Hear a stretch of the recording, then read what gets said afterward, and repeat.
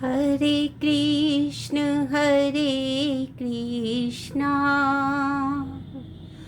कृष्ण कृष्ण हरे हरे, हरे राम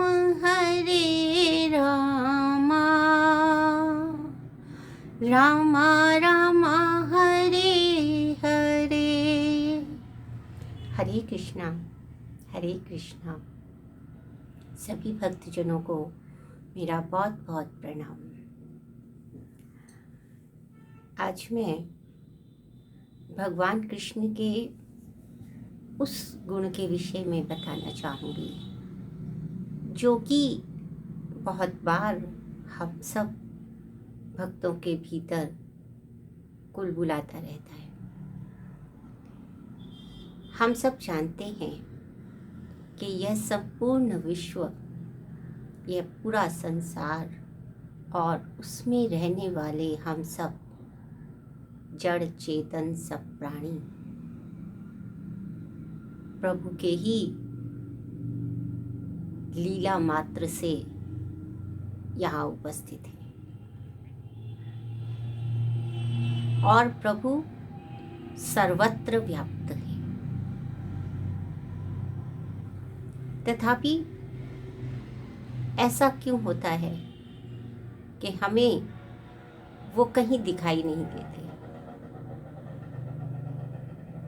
हम देखते हैं कि भगवान कृष्ण ने अर्जुन को अपना विराट स्वरूप दिखाया और वो उस समय उपस्थित भी थे, इस धरा पर उपस्थित थे। तथापि सबको उनके उस सच्चिदानंद स्वरूप विग्रह का दर्शन नहीं हो पाता था।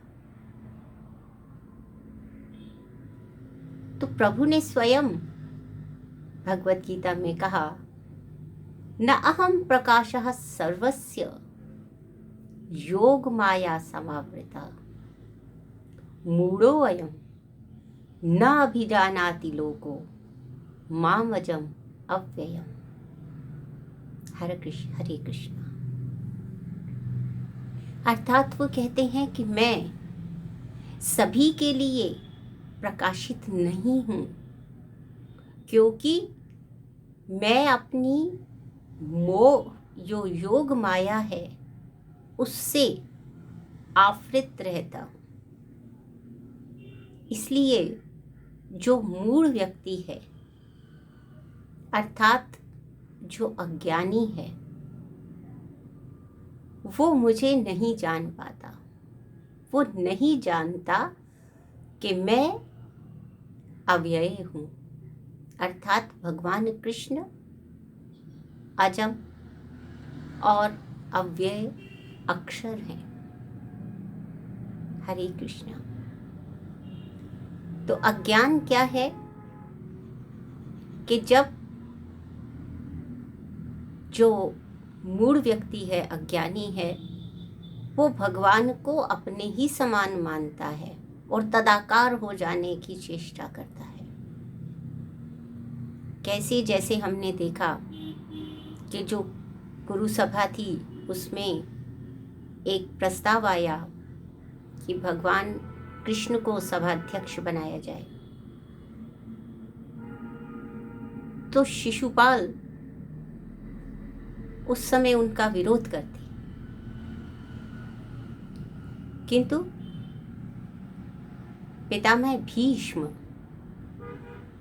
उन्हें रोकते हैं और कहते हैं कि भगवान कृष्ण परमात्मा है,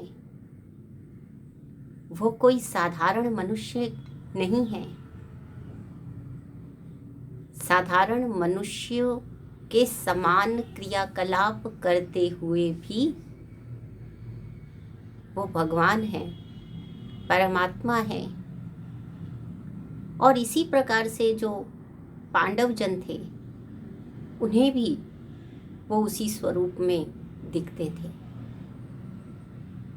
तो केवल कुछ ही लोग थे जिस समय वह धरा पर विद्यमान थे, उस समय भी कुछ ही लोग थे, अल्प संख्या थी उनकी, जो ये समझ पाते कि यह साधारण मनुष्य ना होकर भगवान है।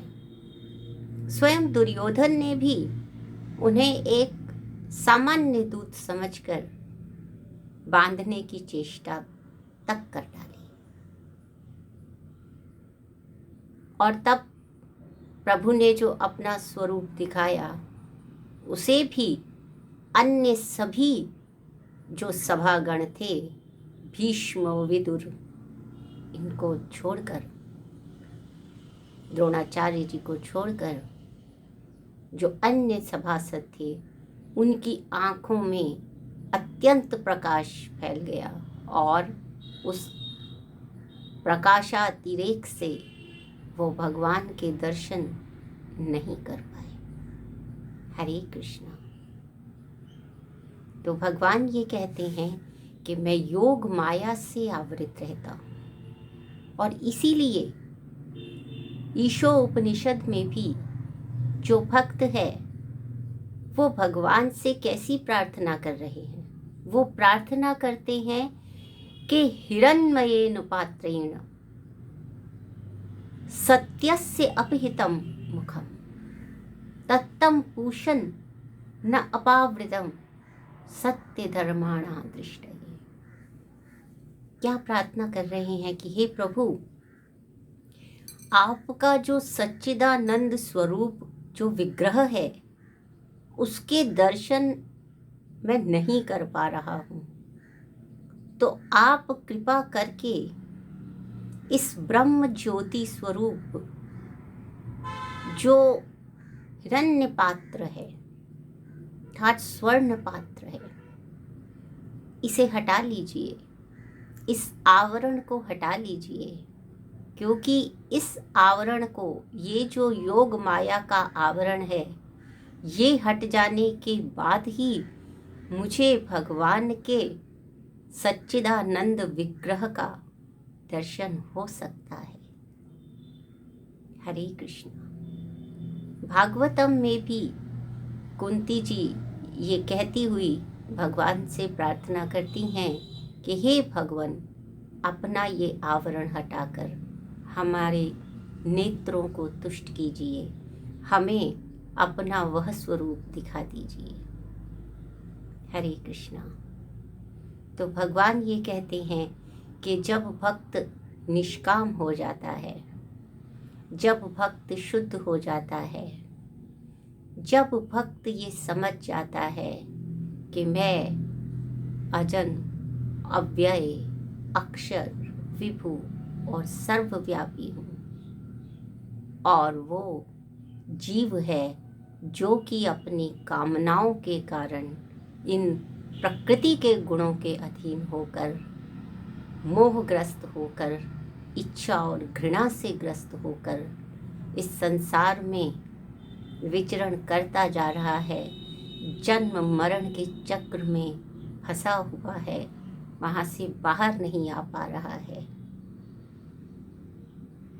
वह जब कृष्ण भावना अमृत में अपने आप को ढालता है, जब वो अपने सभी कर्मों को, स्वामित्व भाव को त्याग कर उनके श्री हरि के चरणों में समर्पित हो जाता है और प्रत्येक कार्य को केवल भगवान की प्रसन्नता के लिए करने लगता है, तब उसमें शुद्धि आ जाती है और वो शुद्ध भक्त ही भगवान के दर्शन कर सकने में समर्थ रहता है। अन्यथा उसी प्रकार से भगवान के दर्शन नहीं हो पाते, जैसे कि कभी अत्यधिक घन होने से, बादल बहुत गहरे होने से सूर्य के दर्शन नहीं हो पाते। तो ये जो अज्ञान का आवरण है, इसे हटा देने पर ही भगवान की योग माया का आवरण भी हटकर हमें भगवान के दर्शन हो सकते हैं। तो आइए भक्तों, हम सब प्रयास करते हैं कि हम निष्काम कर्म के माध्यम से शुद्ध भक्ति की ओर बढ़ें, कृष्ण भावना अमृत पान की ओर बढ़ें। हरे कृष्णा।